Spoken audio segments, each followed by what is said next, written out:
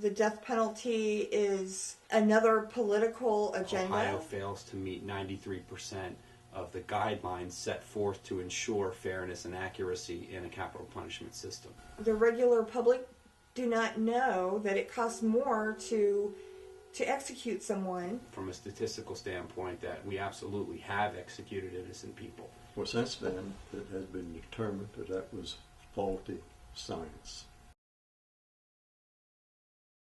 When we first got this case, Kevin's case reads like a story with a surprise ending.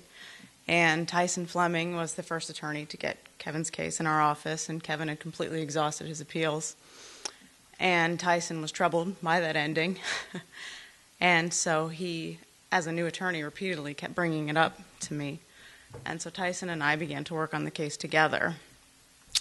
And Kevin's is a case that gnaws at you, and it is just not right. So finally, Tyson and I, after investigating, found this key piece of evidence. The person who actually committed the crime, 2 weeks before the crime happened, he told somebody he was going to do it. So at that point, it was kind of like, all right, once the court sees this, we'll be able to sleep at night. So the court saw it, and the courts rejected it. And so it's like, okay, well, once the appeals court sees this, we're going to be able to sleep at night. And they rejected it. So then we went to the Ohio Supreme Court. And it's like, okay. And then I started to beg Ohio Innocence Project and nag Mark Godsey, and who willingly they jumped in and helped us. Once the Ohio Supreme Court sees this, they're going to fix this, and we'll be able to sleep at night. And they didn't. The Sixth Circuit, same thing. Eventually, Governor Strickland, thank God, saw this and saved Kevin's life. Obviously, our work isn't done. We still have a lot to do. Kevin is still behind bars. And we were this close. I mean, the parole board, 8-0, rejected clemency.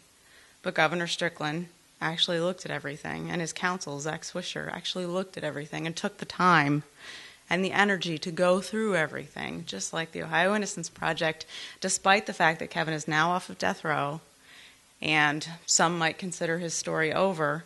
The Ohio Innocence Project is continuing its work with us to help exonerate Kevin fully. And exonerating somebody who has no DNA in his case is not an easy task. It's proving a negative is something that's extremely difficult to do. And Kevin's case is a huge case, and I think it's so huge because we won. But that doesn't mean that every case that our office has lost isn't just as huge.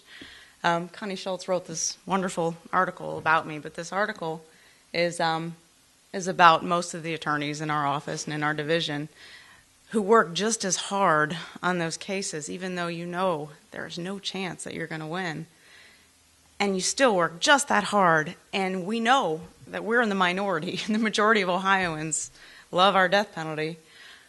And so you go through the process of fighting so hard for somebody, of every loss, and telling their family members, I'm sorry, he's lost again, and I'm sorry the governor has denied clemency, and sitting there with them and talking them through it and going through this with your client and watching him die, and then walking out of there feeling like you are very alone and seeing the people from OTSI out there with their signs and knowing that you're not. And it's very, very inspiring after going through a process that is extremely isolating and very difficult, and there are very few people who actually understand what we do and why we do it, and then to walk out of those doors and see those people out there who are cheering for us and who know that our client was not equal to the worst act that he committed, and he wasn't the person that they put on death row was not the person that they executed. So yes, Kevin is extraordinary, and thank God we saved his life, and God willing, we're going to get him out of prison. But all of our clients are extraordinary too. Thank you so much for recognizing that. Oh, I promised Kevin I would read his speech. I'm so sorry. He called me today and asked me to dictate it as he told me over the phone, so here it goes. Dear supporters and friends, today I give thanks for the chance to give thanks. I would like to thank all of those present and those who couldn't make this occasion for your love, prayers, and your continued support. And with the same breath, I would have to thank you all for your opposition to the death penalty.